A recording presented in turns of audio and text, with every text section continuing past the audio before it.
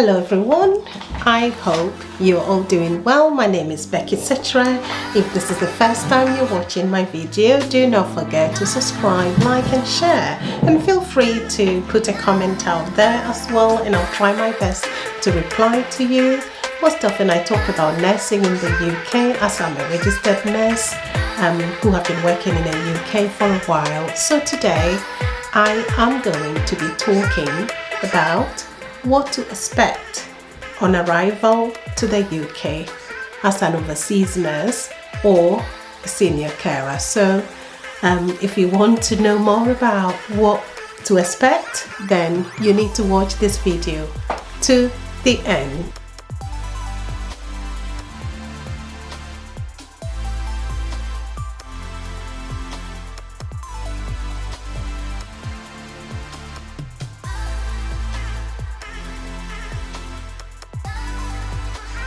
Hi everyone, welcome back to my channel. My name is Becky Setra. So today is the 31st of December 2021. We are ending the year.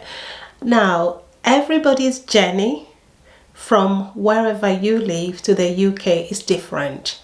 People have gone through very easy routes, others have had to go through difficult routes, but we all aiming at the same destination.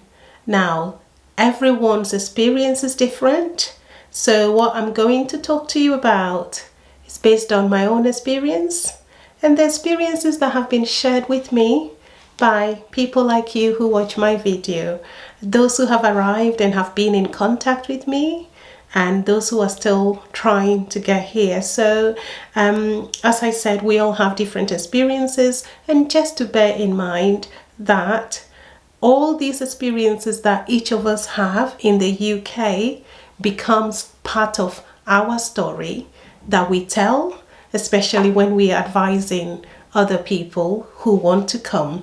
Some people may listen, some people would think, oh, you're there and you're saying all these things, but it's up to you to take it or leave it, or take it so that would guide you in, in your journey. So the first thing I'm going to be talking about is about the weather. So it depends on what time of the year you are arriving in the UK or you've arrived in the UK. So currently, let me just look at my time. I think it's just about 3:41, but it's already dark outside. So from October until sometime end of February to March, it's usually very dark. By 4 o'clock it's dark outside, as if it is 9 o'clock at night. But from sometime in March, maybe towards the end of February into March, it starts brightening up. So it could be 9 o'clock in the evening and it looks like as if it is 4 or let's say 2 o'clock in the afternoon. So you have to get used to the weather. And also, if you arrive in the winter, I think that is the worst time to come to the UK. I arrived in the winter, so winter usually starts from about December to about February into March of the next year. So from March is spring, so winter finishes around end of February. And I came in February, coming from a very hot country of a temperature of 30s and coming to a 0 degrees temperature. I wasn't well prepared with a jacket, with gloves, with scarves or hat. I didn't even know I needed all these things. I only came with a light jacket, which was quite light, and I was almost frozen to death. I'm just dramatizing this. I didn't freeze to death, but I felt really cold. I was shivering every time, but in the end I got used to it. So timing the weather that you arrive is a problem. The best thing would be to be prepared in your mind that it might be cooler, especially those of us coming from hot countries like West Africa. Bear in mind it's going to be cooler than you expect. So prepare yourself very well. Get, some hats. I don't know whether you can find winter hats and the rest to buy. If you have a family here, get them to send you some. You arrive and even on the plane, you feel quite cold because of the air conditioning. When you come out, just get them out from your handbag or hand luggage and just protect yourself, because I'm telling you, the cold can be really bad sometimes. So that is one thing.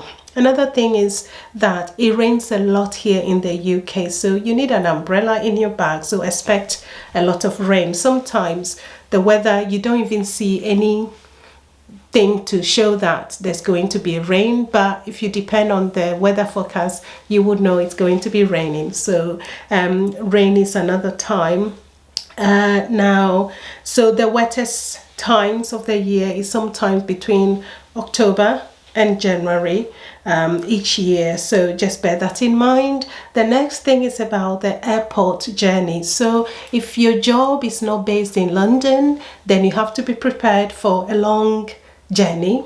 If your airport of arrival is Heathrow or Gatwick, these are both airports that are in London, so those areas to other parts of the UK can be really far, even from I would say from the airport to some of the cities that you might be traveling to could be 2.5, 3 hours, 4 hours, or for some it could be more than 4 hours journey. So you have to be prepared for long journey. After flying about 7 or 8 hours and arriving, you should be prepared for another 3 to 4 hour journey. So you can find this easily by when you're arriving in the UK and you know the city you're going to be working in, just put the name of that city and just check on Google the distance or how many hours does it take from Heathrow or Gatwick to this city, and you would easily know, so you can prepare mentally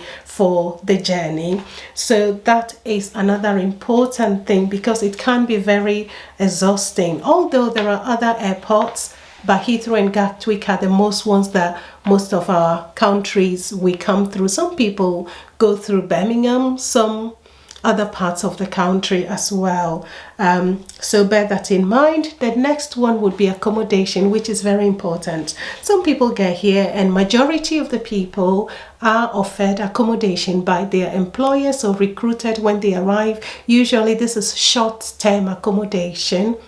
Some of you may find yourself sharing with other people. Some people have got very beautiful and good accommodation they are happy with. Others end up sharing with people and did not really like it. So you have to find out. But as I said, the beginning can be really difficult. But for the first few weeks, you have to try your best to see how you get on. Now, after the term of your first free or temporary accommodation is ending, you're going to need to find a place to move to.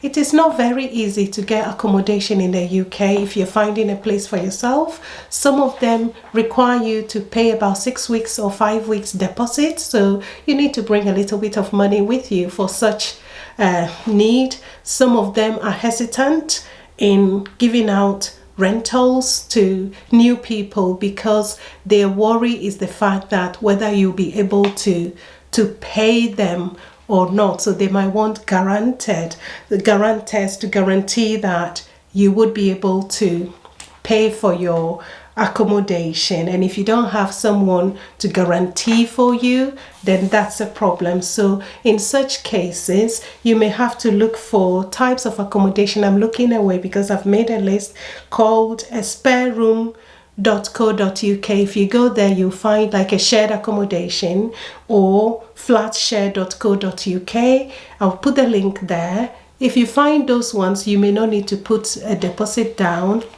And most of these they include all bills as well, so you're not paying different bills here and there.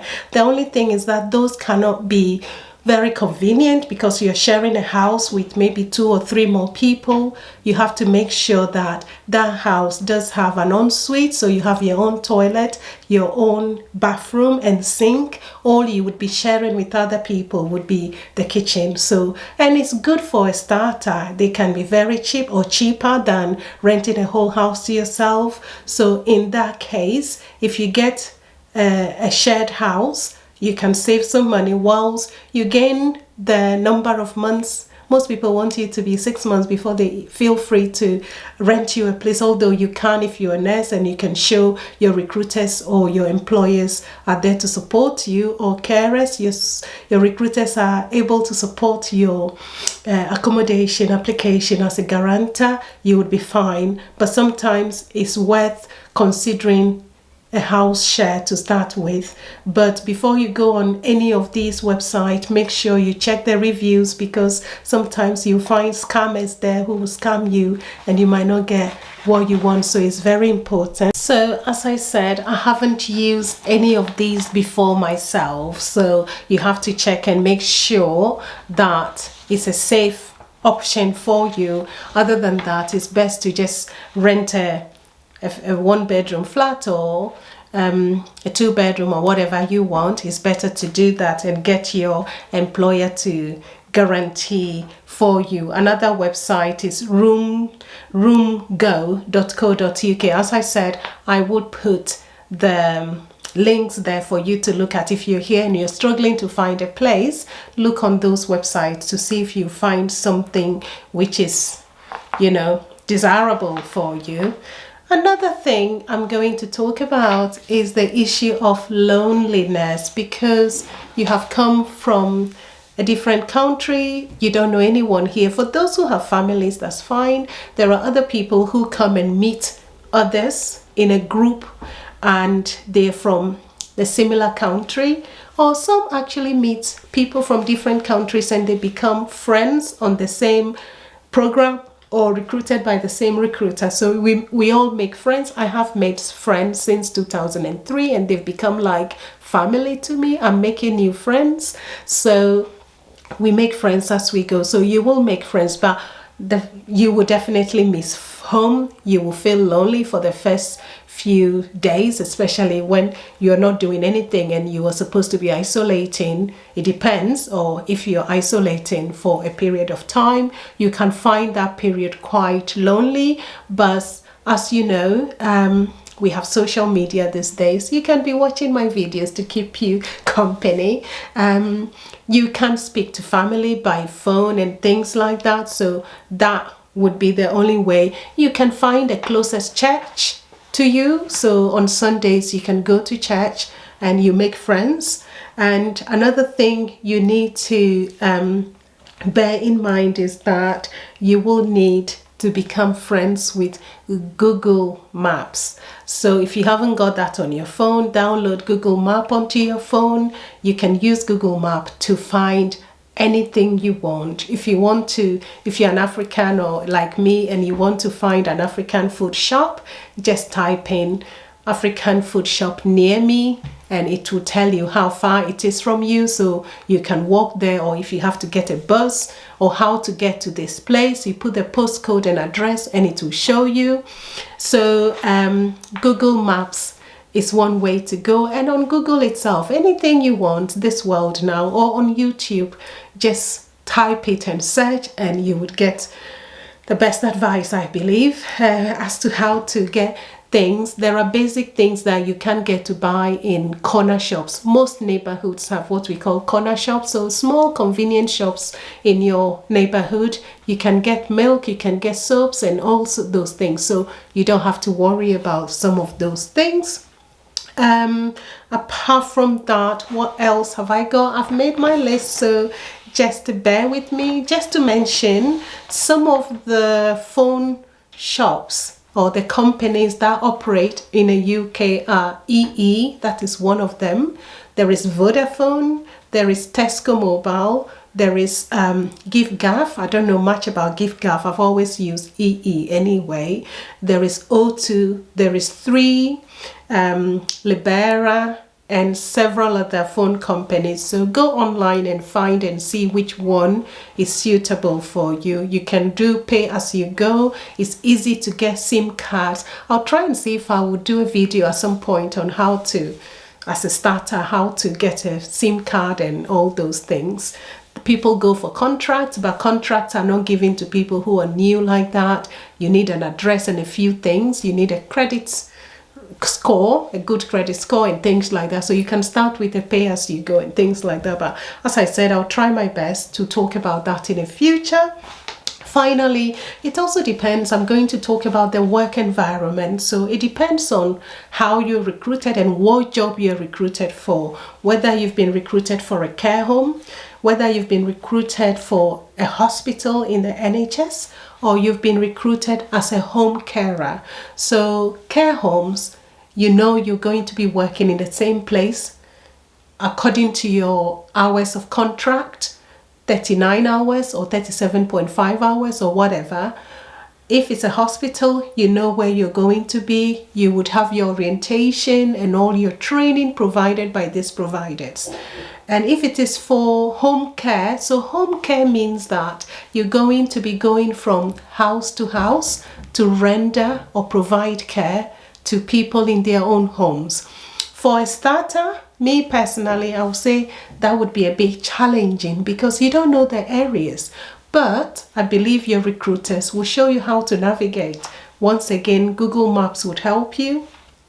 And if possibly you're going to be working in twos, they might pair you with someone who is a driver. So you would get to that driver's place or they pick you up and then you do your home visits. Because most of these home care people, usually they pay staff based on number of people they visited, or like where you've got a workplace like a care home, you know you're going to be working 11.5 hours in a day.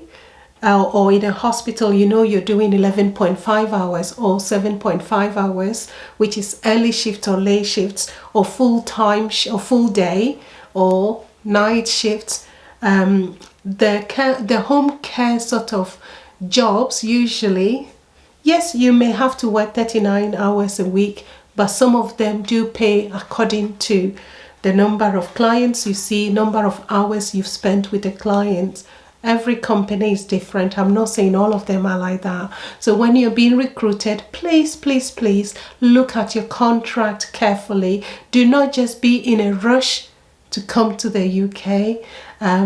Read your contract and make sure it is something you want before you come. Otherwise, you come and you find it difficult. But once again, all of us have had our own stories. When I came as a nurse, I ended up working a bit in a fruit packing factory for a few weeks before coming to start working as a nurse. So we all have our stories, and you will have your story, and your story would help somebody one day. Finally, just to add, those of you who have come as a result of watching my videos, I'm so pleased for you. Those of you who have contacted me that you've arrived, you're very welcome. I hope you are doing okay. If you don't mind, you can share the names of your recruiters or agencies in a comment section, or drop me an email, and so I can share with other people who are still looking for recruiters or employers and so forth. So I wish you all a happy new year. Take care of yourselves. Let's see how this channel goes next year. I don't know, but I'll keep going and see how far it takes me and you too. I'm here to give you advice and tips. So if you have any questions or anything you want to ask, feel free to drop me a comment. I will try my best. As I said, I work Monday to Friday, so I can be very busy. So I look at my comments and I reply as I can. I will not ignore anybody. I've got a new job I'll be starting next year very soon, so it means I have to learn. So I don't know if I can be as consistent as I am, but I'll try my best to keep up going. So take care of yourselves. Hope to see you soon. Remember to share and remember to also subscribe if you haven't subscribed yet. Take care, and I will see you again soon. Bye bye.